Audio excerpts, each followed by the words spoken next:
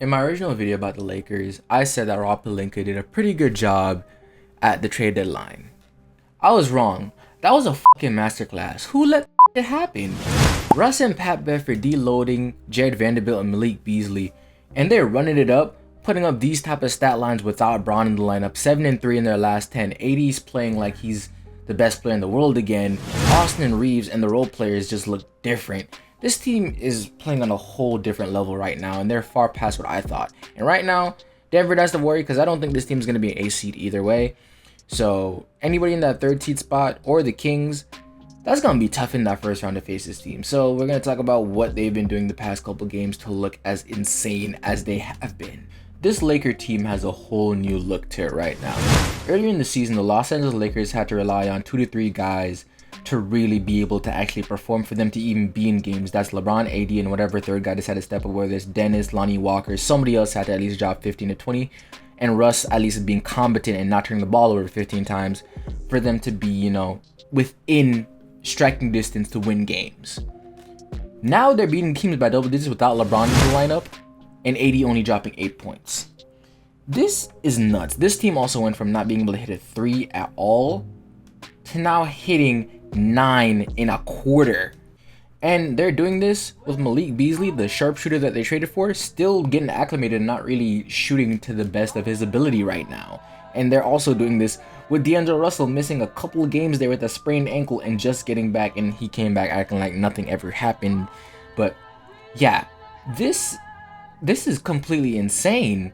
Like, what am I watching right now? Ever since the trade deadline, the Los Angeles Lakers are 7-5. Now, that's not the greatest record in the world, but when you consider that LeBron has missed the past 6 games, when you consider AD has missed a game in that fashion, when you consider that DAngelo Russell has also missed about 8 of those games, you realize that just how bad their injury luck has been, yet they're still able to have the, let me check this again, 3rd best defense in the NBA.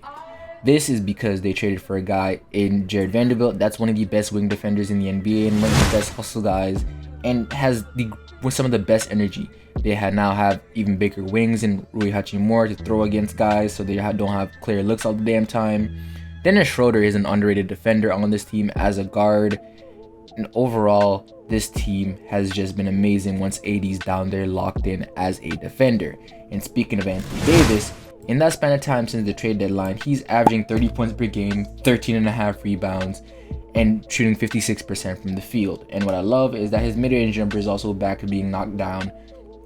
So even with this past games against Toronto Raptors only putting up 8 points, that game he was still amazing on the defensive end and locking down on that end of the floor. So he's still crazy impactful even when he doesn't have it offensively going. And what's even better is that Toronto Raptors' entire whole scheme was to keep him out of the game, and he basically let the other guys cook, and they didn't let him down.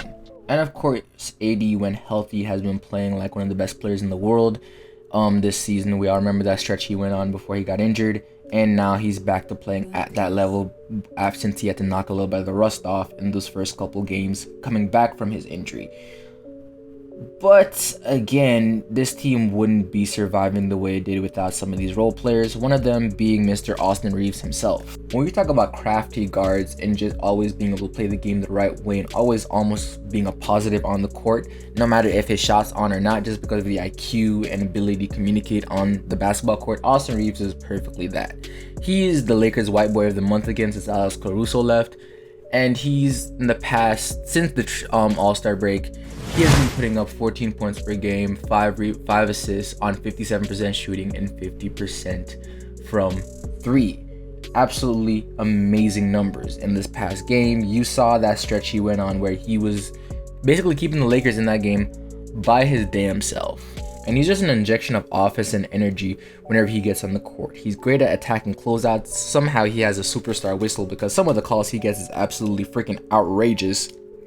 But he's a great shooter off the catch and off the dribble. He has a pretty nice mid-range game. He knows how to play the pick and roll AD to a T. I think he's the best pick and roll partner LA has outside of LeBron. Well, I guess third now because of deloading, but he's basically one of the best pick and roll partners AD has right now on this team because he does a very good job of hitting him.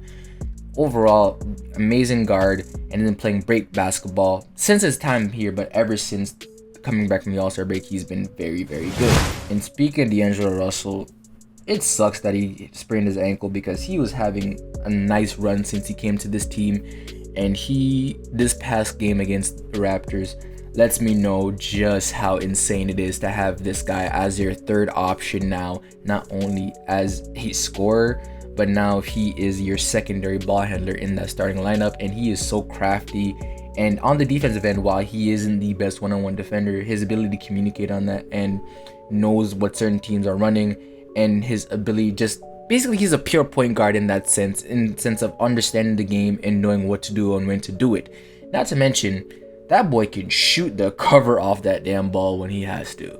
And of course, you can't mention Lakers role players and how well they've been playing without Vanderbilt. The wing defense, you watched him harass Luka Doncic in that game where the Lakers came back from 27 down. You watch him give BI some fits when they played the Pelicans.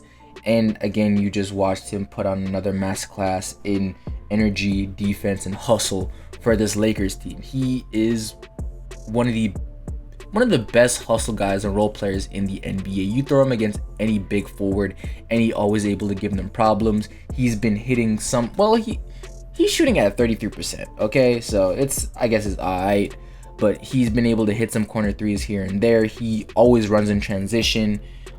His hands kind of suck. He can catch that ball a lot, but boy is that he is a good rebounder. He's always on the glass, always getting you second chance opportunities, and he is a great rim protector for his size. Amazing role player for this team and the Lakers' secret weapon.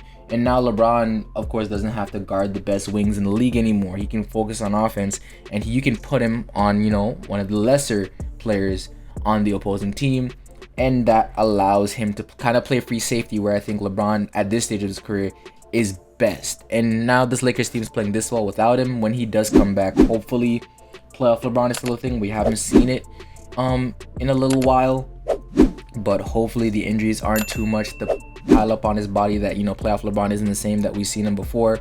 Hopefully when he does come back, has enough time to knock off some of the rust and go back into the playoffs, just fully as him. Hopefully has at least 8 to 5 games, kind of like the bubble where they had 8 games to really get it together, and then you go full steam ahead in the playoffs. Hopefully he has that again. He can ramp it back up a little bit, and then as soon as the playoff starts, he's right back at it against these guys. But it's just absolutely crazy seeing what this Lakers team is able to do. And right now they're I think 1 game outside the 6th seed. But yeah, this is just a nice little video to highlight some amazing moves that Rob Pelinka had and the amazing role players that are now on this team.